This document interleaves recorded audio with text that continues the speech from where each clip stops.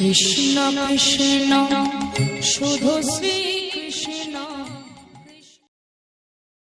একজনকে দেখলে জয়নিতাই বলবেন মোবাইলের যে রিংটোনটা হয় না, হিন্দি সিনেমার গান বাংলা সিনেমার গান দেবেন না, হরিনাম সংকীর্তনের মোবাইল রিংটোন দিন।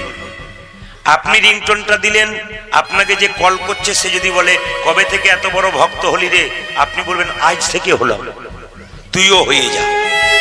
ও দেখবেন বারবার ঠাট্টা করবে, কিন্তু ঠাট্টা করতে করতে ও একদিন দেখবে আপনার চেয়ে আরো সুন্দর রিংটোন দিয়ে দিচ্ছে। মোবাইলে হ্যালো না বলে যদি জয়নিতাই বলেন ক্ষতি কি?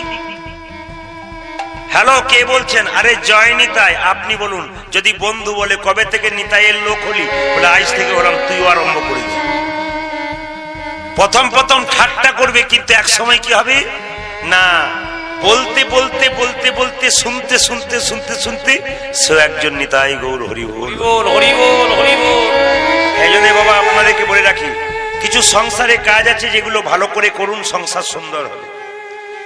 যেমন মায়েরা, সংসার সুখের হয় রমণীর গুণে, নাকি? কিন্তু জেনে রাখুন, সব রমণীর গুণে সংসার সুখের হয় না। যে মেয়েটি সকাল থেকে স্বামীর সঙ্গে সন্ধে পর্যন্ত ঝগড়া করে, তার গুণে হয়। দু চারজন বলছে না, মানে দু একজন হাত ইশারা করছে, না হয় না। দু চারজন অন্যদিকে মন দিয়েছিল, বলছে আমরা অত ভালো করে বুঝি নাই, এমনি করে ফেললাম, পরে বুঝে বলবো। এই যে দেখান, সংসার সুখের হয় রমণীর গুণে, কিন্তু স্বামী স্ত্রী ঝগড়া লেগে থাকলে সংসার সুখের হয়। যে স্বামীটা সকালবেলায় কাজে যাচ্ছে, বলছে শুনছো গো আমি কাজে যাই, মেয়েটি কি করলো, তুলসী তলা থেকে কাঁচা মাটি এনে স্বামীর কপালে দিয়ে বলল, যাই বলতে নেই, যাই বলতে নেই, আসি বলতে হয়। 100 টাকা রোজগার করো, 500 টাকার দরকার নাই, সৎ পথে করো, মাছ ভাত খাবো না, শাক ভাত খাবো, তবু যেন সুখের খাওয়া। যদি এই মনোবৃত্তি কারো মধ্যে থাকে, তবে তার বড় হবার লক্ষণ আছে। বড় হবে যদি, ছোট হও তবে। হ্যাঁ জয়নিতাই, আবার অতি ছোট হয়েও না, তাহলে ছাগলে না না, ওটা আলাদা কথা, গাছের কথা বলছে। কিন্তু না না, শাস্ত্র বলছে যত ছোট হতে পারবে তত ভগবানকে। দেবতাদের মধ্যে সব দেবতা সিংহাসনে বসতো, একজন দেবতার নিচে বসতো, আপনাদের নিশ্চয় অজানা নয়। তিনি কে বলুন তো? বাবা ভোলানাথ। তিনি নিচে বসতেন, দেবতারা জিজ্ঞাসা করতো ভোলা ওপরে বসলে না, নিচে বসলে কেন? ভোলা বলতো ওপরে বসলে পড়বার ভয় থাকে, ওই জন্য না না, আপনাদের বলি নাই যারা চেয়ারে বসে আছে, ওরা অনেকে ভয় করছে, তাহলে কি আমরা ভুল করলাম? না, এখানে তত্ত্ব বলছে না, ওই চেয়ারের উপরে নয়, বেঞ্চের উপরে নয়, অভিমানের মঞ্চে যে বসে আছে, অহংকারের মঞ্চে যে বসে আছে, তার পড়বার ভয় আগে থেকে। এই জন্যে শাস্ত্র বলছে, যদি ভেতরে কারো অহংকার থাকে, অভিমান থাকে, তবে বারবার মন্দিরে প্রণাম করো। যে যত মন্দিরে প্রণাম করে, তার তত অহংকার দুর্বল হয় আর প্রেম সবল হয়ে যায়। এই জন্য যখনই মন্দিরের পাশ দিয়ে বেরোবেন, যখনই সাধুগুরু বৈষ্ণব দেখবেন, মাথাটা নিচু করবেন। ব্রাহ্মণ এবং বৈষ্ণবের মধ্যে তফাৎ কি? ব্রাহ্মণকে কেউ প্রণাম করলে সে ঘুরে তাকে প্রণাম করে না, কিন্তু বৈষ্ণবকে প্রণাম করলে আবার বৈষ্ণব ঘুরে তাকে প্রণাম করে। এই জন্য যিনি ব্রাহ্মণ অথচ বৈষ্ণব, তার দুটো কোয়ালিটি থাকলে তার তো আরো লাভ আছে। এই জন্য যারা এখানে বৈষ্ণব মানুষ এসছেন, এই দুপুর বেলায় কীর্তন শুনতে, দুপুর বেলায় কীর্তন করা অভ্যাস খুব একটা নেই, সবসময় রাত্রেই করি। এই জন্য আজকে যে আমি যেখানে গানে ছিলাম, আপনাদের কাছাকাছি ছিলাম, নন্দকুমার থেকে প্রায় 15 কিলোমিটার দূরে, কিন্তু রাত্রি হয়ে যাওয়াতে ঘুম ভালো হয়নি এখানে আসবো বলে। এই জন্য চোখ জ্বালা করছিল, কিন্তু আপনাদের দেখে চোখ ঠান্ডা হয়ে গেল। মাইকে একটু প্রবলেম থাকতে পারে, কিন্তু আপনাদের কোনো প্রবলেম নেই, এই দেখে আমারও কোনো প্রবলেম নেই, আমি খুব সুখী আছি।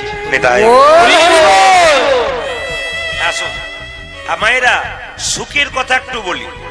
সুখ সুখ সুখ পাবার জন্য মানুষ ছুটে যায়, কিন্তু যতই আপনি সুখ পাবার জন্য ছুটে যান, সুখ কিন্তু সহজে আসে না। সুখ আসে কিছুক্ষণের জন্য, চলে যায়। যেমন দুঃখ কেমন, পোষা বিড়ালের মতো। যে বাড়িতে বিড়ালটাকে পুষেছেন, ও দেখবেন পায়ের সামনে ঘুরঘুর ঘুরঘুর করবে, সেরকম দুঃখ দেখবেন সবসময় আপনার সঙ্গী হবে, ওর ফাঁকে ফাঁকে আপনাকে সুখ নিয়ে নিতে হবে। মায়েরা বলেন না সংসারে সুখ নাই, চিতাতে সুখ আছে। লাভ নাই, চিতাতে গেলে সুখ কি বুঝবেন? তখন তো দেহ থেকে প্রাণ বেরিয়ে গেছে, আপনি সুখ দুঃখ কি বুঝবেন? সুখ আছে একমাত্র হরিনামে। ঘরের কথা ভুলে যায়, এখানে যদি সুখ যদি হরিনামে না থাকে তাহলে দেখবেন সবাই বাড়িতে ঘুমোয় না, কিন্তু কীর্তন শুনতেছে দেখবেন দিব্যি কিছুক্ষণ পর ঘুমোতে থাকে। তাহলে সুখ না থাকলে ঘুমোবে কেন? যার টেনশন আছে সে ঘুমোয়, যার টেনশন নাই সে দিব্যি ঘুমোয়। তাহলে হরিনামের টেনশন নাই, ওই জন্য দেখবেন ঘুমটা। দিদি ঘুমাচ্ছেন কেন? আর বলবেন না যা সংসারে কাজ, কিছুটা শান্তি পেলাম, চোখ আমার গড়িয়ে এলো। জেনে নিন এটাতে শান্তি আছে, এই হরিনামে শান্তি, বাকি কোনো জায়গাতে নাই। টিভি দেখুন, সিরিয়াল দেখুন, কিছুক্ষণ আনন্দ পাবেন, তারপর শেষ।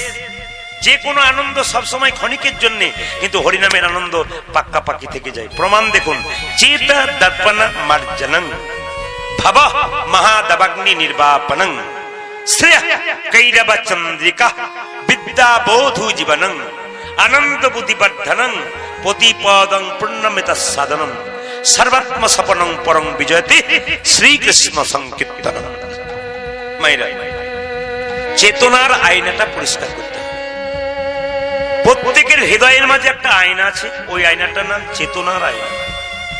বাজার থেকে যে আয়নাটা কিনে আনবেন, ওই আয়নাতে আপনার আমার সকলের মুখ দেখা যায়, কিন্তু চেতনার আয়নাতে আপনার আমার মুখ দেখা যায় না, একজনের মুখ দেখা যায়, ভগবান শ্রীকৃষ্ণের মুখ দেখা যায়। যে আয়নাটা দোকান থেকে কিনে আনলেন, ওই আয়নাটা ময়লা হয়ে গেলে ওতে আপনি কস্টিক সোডা দিয়ে মেজে দিলেন, আর হ্যান্ড পাম্প মানে চাপা কলে জল দিয়ে ধুয়ে দিলেন, ময়লা পরিষ্কার হয়ে গেল। তাহলে চেতনার আয়না যদি কারো ময়লা হয়, তাহলে পরিষ্কার করবেন কি করে?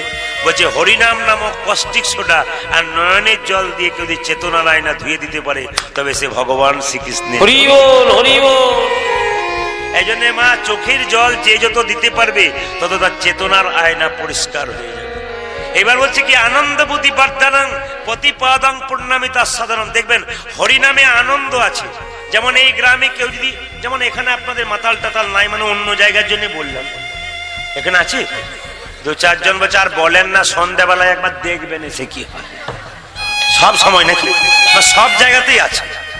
আমি ভেবেছিলাম এই জায়গাতে নাই, দেখলাম এখানেও আছে। এই দিকে তাকান মায়েরা, তাহলে কি বললাম? রাত্রি, আপনি যে মদ খায় সে কিভাবে? পৃথিবীর রাজা, আমার মতো পাওয়ারওয়ালা লোক আর কে আছে? কিন্তু মদ খেতে খেতে আস্তে আস্তে তার লাংস, কিডনি, লিভার নষ্ট হয়। আস্তে আস্তে কি হয়? সে আনন্দ পেতে পেতে নিরানন্দের সাগরে পৌঁছায়। কিন্তু হরিনাম এমন একটা মদ, প্রথমে আনন্দ পাওয়া যায় না, খারাপ লাগে, কিন্তু আনন্দ পেতে পেতে পেতে পেতে পেতে পেতে একদিন পরমানন্দ গোবিন্দের চরণ লাভ হয়ে যায়। এই জন্য হরিনামে যে কি আনন্দ, একমাত্র যে মেতেছে সে জানে, যে মাতে নাই সে জানে না। ওই জন্য যে ডুবতে পেরেছে সে একমাত্র জানে, আর যে ডুবতে পারে নাই সে কোনোদিন বুঝতে পারে না। ওই জন্য হরিনাম আসরে বসতে হয়। দেখবেন মায়েরা, অনেকে দেখবেন চালাক পাটি থাকে, তারা ধারে দাঁড়ায়। আপনাদের বলিনি, চালাক পাটি মানে কি বলুন তো? হরিবাসরে বসলে উঠতে হবে, আর বাইরে দাঁড়ালে যখন তখন পালাবার সুযোগ পাওয়া যায়, অসুবিধা নেই। এই জন্য দেখবেন মধু, এদিকে তাকাবেন, দেখবেন আগে দেখবেন দোকানে, মিষ্টির দোকানে, এখন তো দেখবেন শোকেস হয়েছে।